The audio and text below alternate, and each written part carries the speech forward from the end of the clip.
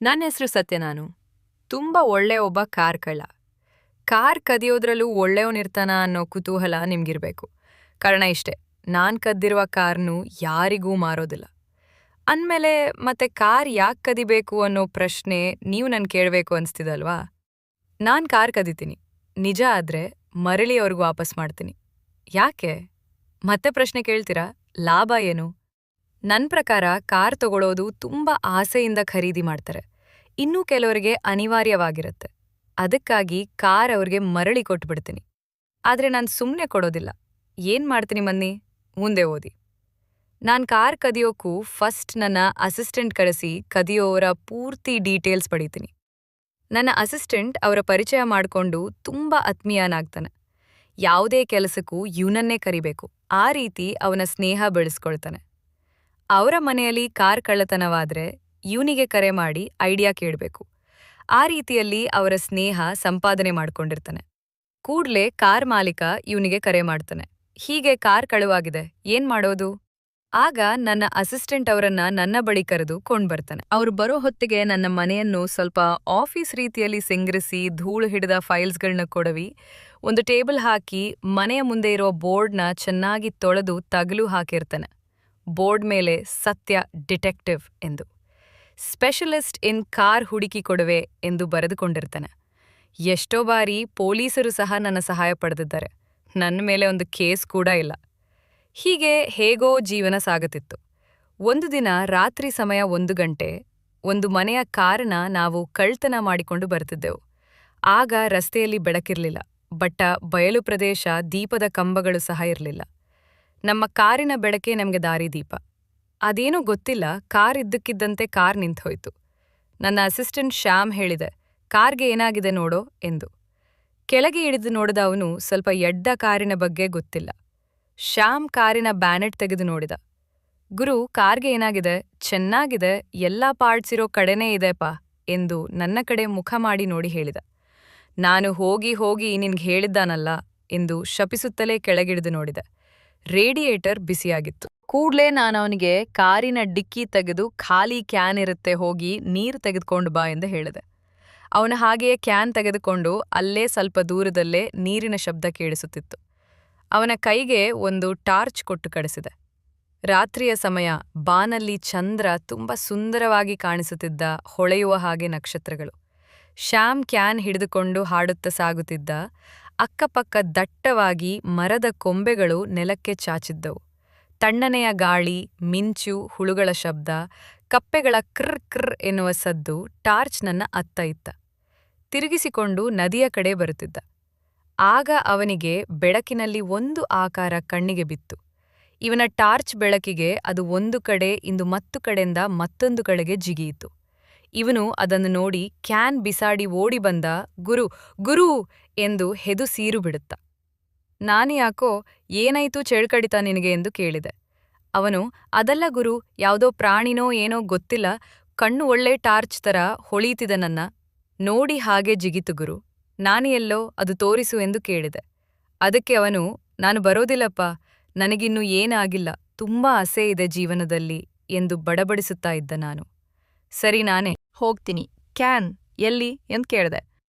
ಅವನು, ಕ್ಯಾನ್, ಆಹಾ, ಅದನ್ನು ನೋಡಿದ ಅವಸರದಲ್ಲಿ ಅಲ್ಲೇ ಬಿಸಾಡಿರ್ಬೇಕು ಎಂದು ಹೇಳಿ ಸೀದಾ ಕಾರೊಳಗೆ ಕೂತ್ಬಿಟ್ಟ. ಸರಿ ಇಲ್ಲೇ ಇರು, ನಾನು ಹೋಗಿ ನೀರು ತಗೊಂಡು ಬರ್ತೀನಿ ಎಂದು ಹೇಳಿ ಹೊರಟೆ. ಶ್ಯಾಮ್, ಗುರು ಬೇಡ, ಗುರು ಯಾವುದೋ ಕಾಡು ಮೃಗ ಆಗಿರ್ಬೇಕು, ಹುಲಿನೋ ಚಿರತೆನೋ ಆಗಿರ್ಬೇಕು ಎಂದು ಹೇಳ್ದ. ಹೇ ಬೈ ಮುಚ್ಚೋ ಎಂದು ಹೇಳಿ ಟಾರ್ಚ್ ತೆಗೆದುಕೊಂಡು ಅಲ್ಲಿಂದ ಹೊರಟೆ. ಕ್ಯಾನ್ ಒಂದು ಮೂಲೆಯಲ್ಲಿ ಬಿದ್ದಿರುವುದು ಕಂಡುಬಂತು. ಅದನ್ನು ತೆಗೆದುಕೊಂಡು ದಾರಿಯಲ್ಲಿ ಸಾಗಿದೆ. ಅವನು ಹೇಳಿದ ಹಾಗೆ ನನಗೂ ಒಂದು ರೀತಿಯಲ್ಲೇ ಅದೇ ಅನುಭವವಾಯಿತು. ಒಂದು ಪ್ರಾಣಿ ಓಡಾಡೋದು ಕಂಡುಬಂತು. ನಾನು ಟಾರ್ಚ್ ಬೆಳಕು ಜಾಸ್ತಿ ಮಾಡಿ ನೋಡಿದೆ, ಅದು ಓಡಿ ಹೋಯಿತು. ಅದರ ಹಿಂದೆ ಹೋಗಿ ನೋಡಿದೆ, ಟಾರ್ಚ್ ಬೆಳಕಿಗೆ ಮೈ ಮೇಲೆ ಎರಗಿ ಬಂತು. ನಾನು ತಪ್ಸ್ಕೊಂಡೆ.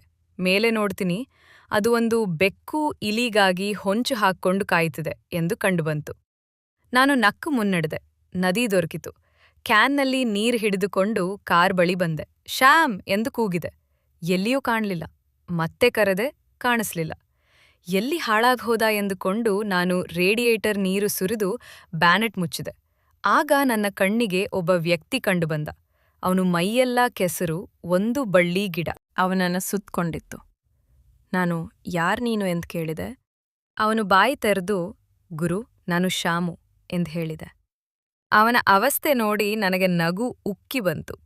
ಎಲ್ಲೋ ಹೋಗಿದ್ದೆ ಏನೋ ನಿನ್ ಕಥತೆ. ಆಹಾ, ಅಯ್ಯೋ, ನಾನು ನೇಚರ್ ಕಾಲ್ ಅಟೆಂಡ್ ಮಾಡಕ್ ಹೋದೆ. ಕತ್ತಲು ಸರಿಯಾಗಿ ಕಾಣಿಸ್ಲಿಲ್ಲ.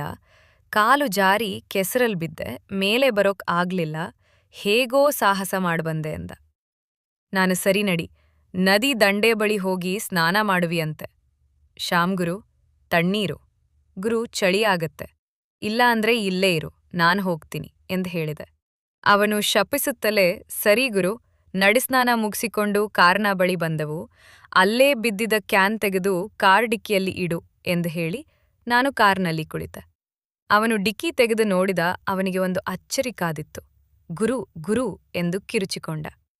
ನಾನು ಮತ್ತೆ ಏನೋ ನಿನ್ ಗೋಳು ಎಂದು ಹೋಗಿ ನೋಡಿದೆ. ಇದೆ, ನಾನು ಕೂಡ ದಂಗಾದೆ. ಯಾರೋ ಇದು ನಮ್ಮ ಕಾರ್ನಲ್ಲಿ ಮಲಗಿದ್ದಾಳೆ ಎಂದು ಕೇಳಿದೆ. ಅವನು ಸಹ ಗೊತ್ತಿಲ್ಲ ಗುರು ಎಂದ. ನಾವು ಏನ್ ಮಾಡೋದು, ಯಾರು ಈಕೆ ಎಂದು ಪ್ರಶ್ನೆ ಮೂಡಿತು. ಅವಳ ಮೂಗಿನ ಮೇಲೆ ತನ್ನ ಕೈಬೆರಳು ಇನ್ನ ಕೈಬೆರಳು ಇಟ್ಟು ನೋಡುತ್ತಾನೆ. ಉಸಿರಾಡುತ್ತಿರುತ್ತಾಳೆ. ನಾನ್ ಸ್ವಲ್ಪ ನಿರಾಳನಾದೆ. ಮತ್ತೆ ಅವಳನ್ನ ನೀರು ಚಿಮುಕಿಸಿ ಎಚ್ಚರಿಸಲು ಪ್ರಯತ್ನಿಸಿದೆ. ಅವಳು ಎಚ್ಚರಗೊಂಡಳು. ಯಾರ್ ನೀವು ಎಂದೆಲ್ಲ ಡೈಲಾಗ್ ಹೇಳಲು ಶುರು ಮಾಡಿದಳು. ನಾನ್ ಕೇಳಿದೆ, ಹಲೋ ಮೇಡಮ್, ಯಾರ್ ನೀವು? ಯಾಕೆ ನನ್ನ ಕಾರ್ ಡಿಕ್ಕಿಯಲ್ಲಿ ಬಂದು ಕುಳಿತಿದ್ದೀರಿ ಎಂದು ನಾನು ಕೇಳಿದೆ. ನಾನು ಕೇಳಿದ ಧಾಟಿಗೆ ಅವಳು ಅಳಲು ಶುರು ಮಾಡಿದಳು. ಶ್ಯಾಮ್, ಮೋ, ಯಾಕಳ್ತೀಯ, ಹೇಳು, ಯಾವೂರು ನಿಂದು ಹೇಳು, ನಾವು ಕರ್ಕೊಂಡು ಹೋಗ್ಬಿಡ್ತೀವಿ ಎಂದ. ಹೌದು, ಇವನು ನಿಮ್ಮಣ್ಣ, ಕರ್ಕೊಂಡು ಹೋಗ್ಬಿಟ್ ಬರ್ತಾನೆ, ಹೇಳು ಎಂದು ನಾನು ರೇಗಿದೆ. ಶ್ಯಾಮ್, ಗುರು, ಸುಮ್ನೆ ಇರು. ಯಾರಾದ್ರೂ ನೋಡಿ ನಮ್ ಬಗ್ಗೆ ತಪ್ಪು ತಿಳ್ಕೊಂಡಾರು.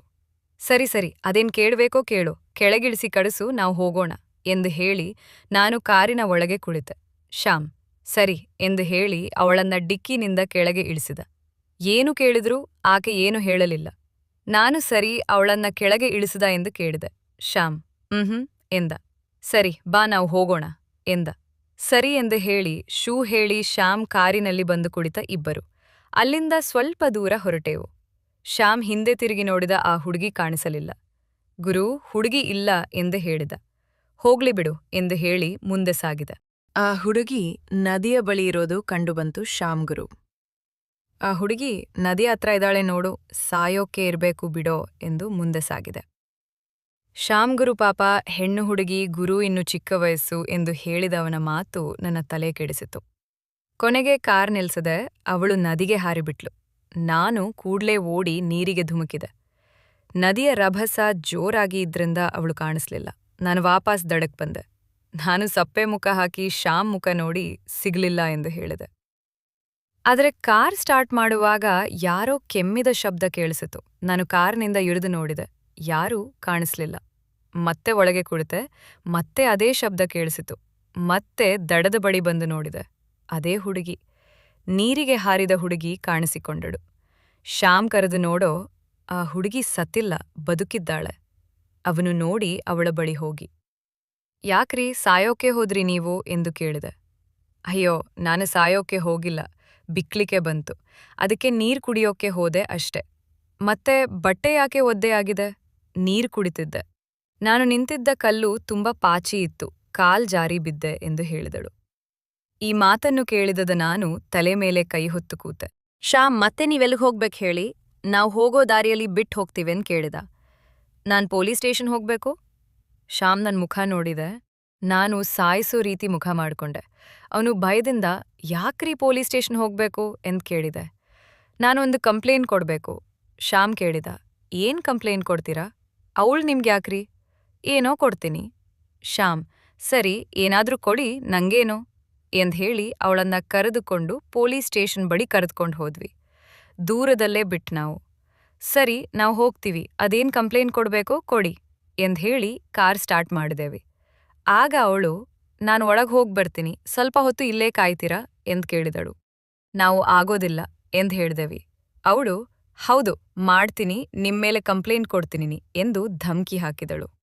ಹಲೋ, ಏನೋ ಉಪಕಾರ ಆಗ್ಲಿ ಅಂತ ಮಾಡಿದ್ರೆ ನಮ್ಗೆ ಪೂಜೆನಾ? ಹೋಗ್ರಿ ಹೋಗ್ರಿ, ಅದೇನ್ ಕಂಪ್ಲೇಂಟ್ ಕೊಡ್ತಿರೋ ಕೊಡ್ರಿ ಎಂದ್ ಹೇಳಿದೆ. ಅದಕ್ಕೆ ಶ್ಯಾಮಣ್ಣ, ಬೇಡ ಸುಮ್ನಿರೋ, ಮೊದ್ಲೇ ಪೊಲೀಸ್ರವರು ಹೆಣ್ಮಕ್ಳು ಕಣ್ಣೀರಿಟ್ರೆ ನಮ್ಮನ್ನ ರುಬಿ ಬಿಡ್ತಾರೆ. ಹಾಗೆ ಕಾರನ್ನ ಇವತ್ತೇ ಕದ್ದಿರೋದೇನಾದ್ರೂ ಗೊತ್ತಾದ್ರೆ ನಮ್ಮ ಕತೆ ಅಷ್ಟೆ ಎಂದು ಎಚ್ಚರಿಸಿದ.